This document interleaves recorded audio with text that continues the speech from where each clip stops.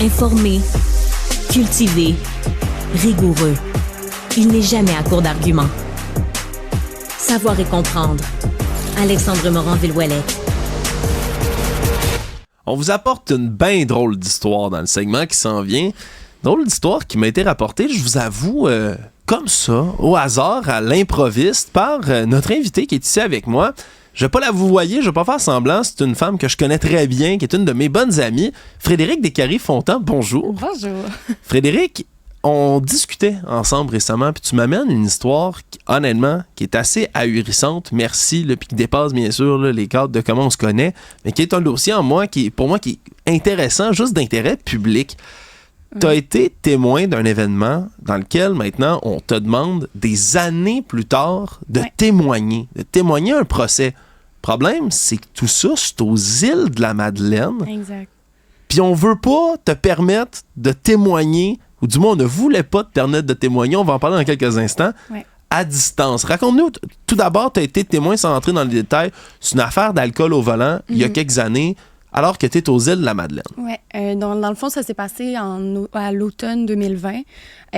Moi, j'étais aux îles de la Madeleine pour le travail. Puis, tout bonnement, on est tombé sur une scène d'accident. Là, effectivement, je ne rentrerai pas dans les détails, mais c'était déjà arrivé. J'ai pas vu l'accident passer. Mais c'est quelqu'un qu'on connaissait. Fait qu'on a attendu avec elle. Là, il y a eu une longue période de temps. On a attendu avec cette personne-là jusqu'à ce que la police finisse par arriver pour qu'on se rende compte, donc, qu'il y avait une histoire d'alcool au volant qui était impliquée. Vu que c'est moi qui ai téléphoné à la police, on m'a demandé d'aller faire une déposition le lendemain matin. Puis, étant donné que c'est moi qui ai fait la déposition sur papier le lendemain matin aux îles de la Madeleine, là, j'ai reçu des convocations pour aller témoigner finalement sur place plusieurs années après. Une des choses que je voulais mentionner aussi, c'est que c'est pas la première convocation que j'ai. Non, c'est ça, hein, c'est parce ça. que à chaque fois, toi, qui travailles, t'es travailleuse autonome, donc tu dois prendre des contrats. C'est ça. Là, ça fait comme sur plusieurs années, c'est quoi, 3 fois qu'on te convoque, puis finalement, tu prends congé, tu réserves ton temps, puis hop, c'est reporté, merci, bonsoir, on vous rappelle. C'est ça. C'est la première fois que j'ai eu une convocation. Donc, on parle déjà de décembre 2022, ce qui est quand même déjà 2 ans après les faits. Puis, c'est toujours comme à la dernière minute que c'est reporté ou en tout cas que finalement, ça n'a pas lieu. Fait qu'on parle tout le temps de 1 ou 2 semaines avant l'événement. Ah non, finalement, ça n'aura pas lieu, tout est beau, merci beaucoup. Puis, je reçois une lettre par la poste 6 mois plus tard ou 1 an plus tard me disant que finalement, il va y avoir une autre convocation à ce moment-là. Fait que j'ai eu décembre 2022, juin 2023. Juin 2023, quelques mois après cette supposée première convocation qui n'a pas eu lieu finalement, on m'a dit « tout est réglé, inquiétez-vous pas, il n'y a pas de problème ». Puis, cet hiver, finalement, j'ai donc reçu une autre convocation pour le mois d'août. Pour le mois d'août, là, donc, qui s'en vient très bientôt. Puis là, il faut comprendre une convocation. Il n'y a aucun témoignage qui est banal. Ça, je ne veux pas remettre en question la justice là-dessus. Mais c'est pas un cas dans lequel il n'y a pas de mort, il n'y a pas de blessés. Exact. Mais on te demande d'aller aux îles. Puis ça, c'est irrémédiable. Il n'y a pas d'autre option. Et j'ai pu voir, là, tu m'as montré des preuves courriels. Tu demandes à ce que ça se fasse à distance. Mais là, eux autres, ils veulent te voler jusqu'aux îles de la Madeleine. Mais c'est pas juste... ils te payent pas juste tes billets, là. Non, c'est ça. En fait, en décembre 2022, tu sais, évidemment, tout ça, c'est arrivé pendant la pandémie. Fait en décembre 2022, c'est la première demande que j'ai faite. Est-ce que c'est possible de faire ça à distance? Honnêtement, mon témoignage, si j'en ai pour 5 minutes, ça va être... Ça va être gros, là. Je sais pas exactement, mais après ça, là, on m'a dit que finalement, c'était quelque chose qu'on faisait pendant la pandémie, mais qu'on était retourné aux bonnes vieilles façons de faire. Donc, que les juges voulaient voir les témoins en présentiel et tout ça. Mais donc, dans mon cas, on parle de... c'est ça, c'est une journée de déplacement, le témoignage, une autre journée de déplacement. Comme tu disais, moi, je suis travailleur autonome, ou en tout cas, je travaille à contrat. Fait qu'une journée pas travailler, c'est une journée qui n'est pas payée, là, tu sais. Puis par la suite, c'est ça, tu sais, là, c'est la première fois qu'il y a vraiment comme les démarches de fait au niveau financier pour ce qui est de réservation des billets d'avion, de l'hôtel, tout ça. Puis, tu sais, j'ai vu ces chiffres-là, puis j'avoue que c'est pour ça, en fait, c'est comme ça qui a mené Parce qu'au bout du compte, que je perde une journée, bon, ça va, tu sais, c'est mon devoir de citoyenne. Mais là, quand j'ai vu les chiffres, ben c'est la haute saison aux Îles-de-la-Madeleine. Ouais. On est au mois d'août. C'est que ça coûte de l'argent se rendre aux îles, hein? Puis là, on les voit, les détails de tout ça. Ouais. Parce que là, c'est 1300 $, tomates pour commencer, juste de billets d'avion. Ça, pour t'envoyer jusqu'aux îles. Ouais. On part, il y a une escale, on se rend jusqu'aux îles, on t'amène jusque-là. Là, paye tes billets, paye ton hébergement. Par nuit, c'est cher à habiter aux îles pendant la haute saison. Ouais. Deux nuits, 830 $ que ça coûte. Ouais. 830 $ pour les 2 nuitées qu'on te donne là-bas. Là, encore une fois, là, je rappelle, c'est le DPCP qui prend tous les frais. C'est de l'argent de contribuable qui est mis là-dedans. Ouais. Là, après ça, vient une location de voiture. Bien sûr, parce qu'évidemment, aux Îles-de-la-Madeleine, on se déplace pas en autobus. Là. C'est vraiment ça. Puis la location de voiture, on va leur accorder. C'est pas cher. Ben oui, c'est juste 130 $. Hein? On te loue une voiture 2 jours. Ben oui, c'est juste 130 $. Regarde, tu vois, ils ont fait des économies là-dessus. On peut les féliciter. Fait que là, je répète, billet d'avion. Faut qu'on te paye un hébergement, c'est 830 $ pour 2 jours. Là, c'est pas parce qu'on rit que c'est drôle. Aussi, il y a ça comme location de voiture. Puis après ça, ben t'as des frais à journée, ils te payent des per diem. Il y a un dédommagement pour la perte de temps, vu qu'on manque, justement, vu que je manque du travail. Tout ça, fait qu'on parle de juste tous ces dédommagements-là. Je pense que c'était 382 $ de plus. Puis oui, vas-y, ajoute. Puis la dernière petite affaire, c'est super niaiseux, mais il y a l'espèce de passe des Îles-de-la-Madeleine qui coûte 30 $.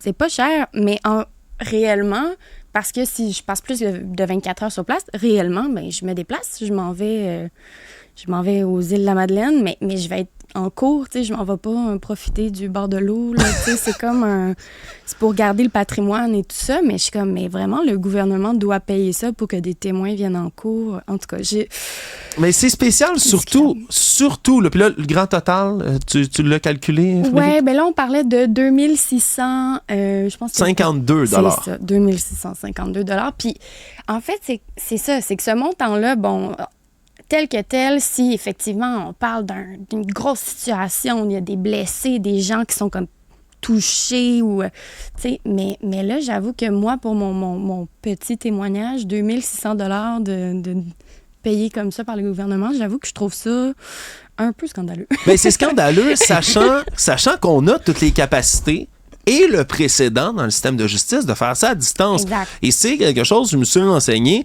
Et là, on rentre dans la deuxième partie de cette histoire.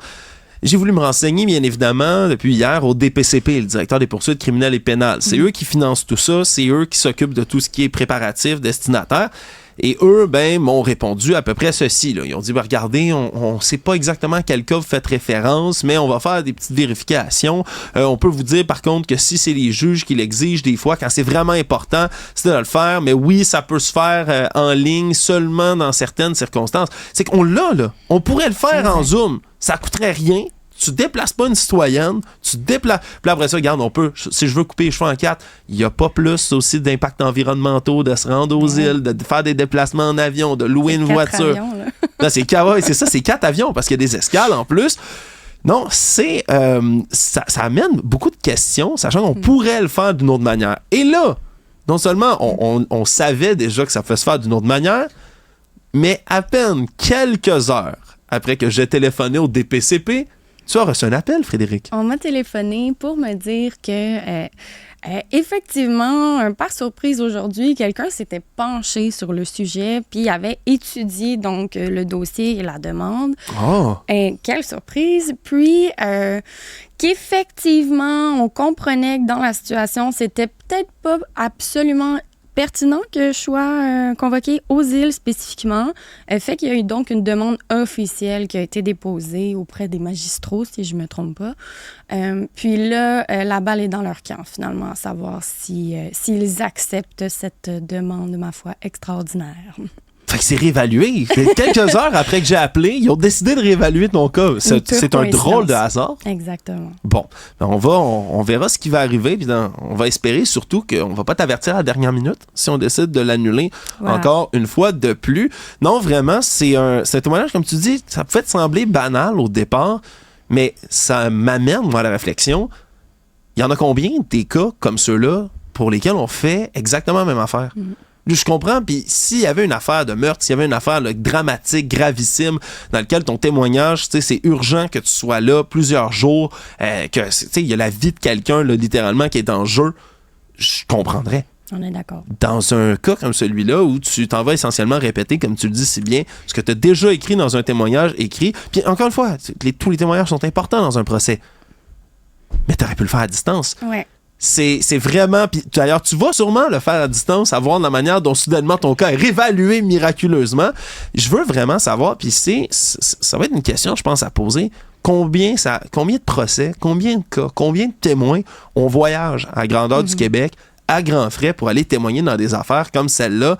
Je sais pas combien de gens pas natifs des îles qui assistent à des crimes là-bas, c'est peut-être pas une proportion gigantesque, puis ça démontre à quel point, tu sais, quand on parle de gaspillage de ressources, de gaspillage d'argent, de gaspillage de fonds publics là, au niveau du système judiciaire puis des autres systèmes au Québec, je pense qu'on a vraiment un exemple entre les mains qui est probant, qui est frappant. On a un moyen technologique, mais on ne les utilise pas parce que c'est un peu spécial quand même comme raison. Frédéric Descaries-Fontaine, merci beaucoup d'avoir livré ton témoignage. Merci. Bonne chance aux îles si tu te rends, puis profite-en, une chambre à quasiment 400$ la nuit, ça va valoir la peine. Luxueux. Merci beaucoup.